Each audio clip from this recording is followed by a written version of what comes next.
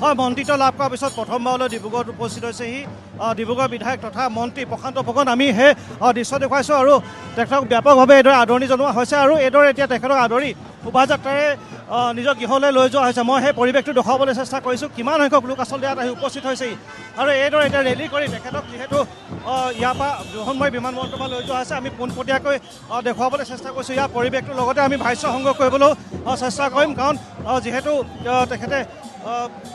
বহু বছৰ অন্তত যিহেতু মন্ত্ৰিত্ব লাভ কৰিছে মন্ত্ৰিত্ব লাভ কৰাৰ পিছত এইদৰে এতিয়া সকলোৰে মাজত এক আনন্দ যোৱা দেখিবলৈ পোৱা গৈছিলে আমি কিছু কথা পাতিবলৈ চেষ্টা কৰিম কিছু কথা জানিবলৈ চেষ্টা কৰিম যিহেতু তেখেতক এইদৰে এতিয়া আদৰি লৈ যোৱা হৈছে আমি কিছু মন্তব্য ল'বলৈ চেষ্টা কৰিম ছাৰ মন্ত্ৰিত্ব লাভ কৰাৰ পিছত প্ৰথমবাৰলৈ ডিব্ৰুগড় উপস্থিত হৈছে ব্যাপক আপোনাক এইদৰে আদৰণি জনাইছোঁ ডিব্ৰুগড়বাসী ৰাইজক মোৰ ফালৰ পৰা শুভেচ্ছা জ্ঞাপন কৰিছোঁ অসমৰ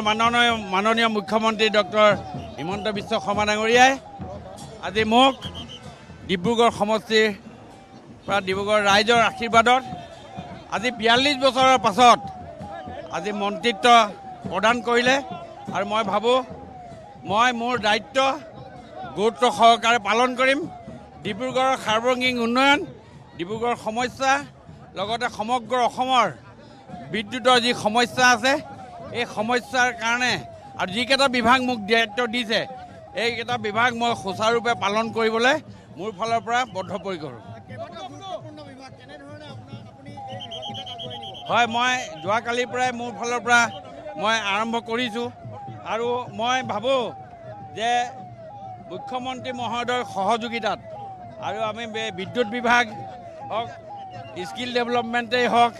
বা মেডিকেল এডুকেশ্যনতে হওক এই গোটেইকেইটা বিভাগকে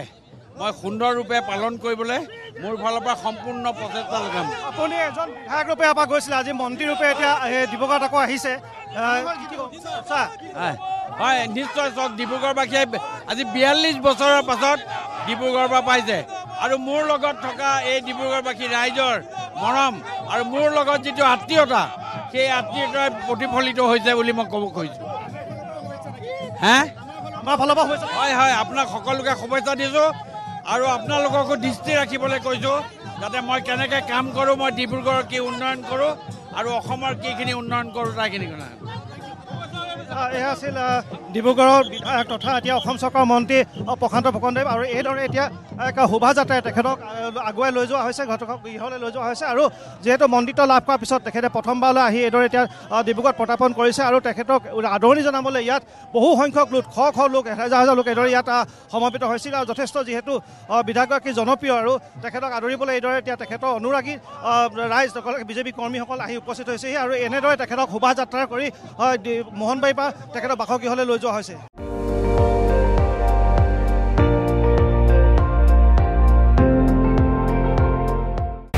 আপুনি চাই আছে ND24 সৰ্বশ্ৰেষ্ঠ নহয় সৰ্বোত্তমৰ দৌৰ